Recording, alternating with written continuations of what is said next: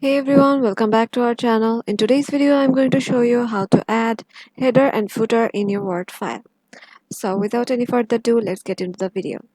Once you're in your selected Word file, as you can see, there is no header and footer selected yet. I just want to add it in here. A header is what that is in the upper part of your document and footer is in the downwards. So let me just show you the steps.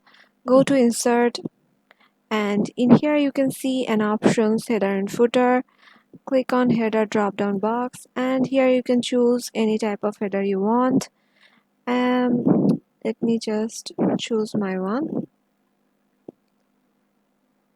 and as you can see a header is added, and now I want to add a footer, and for that I'm gonna select this one, and a footer is already added. So my header and footer are already added, and if you want to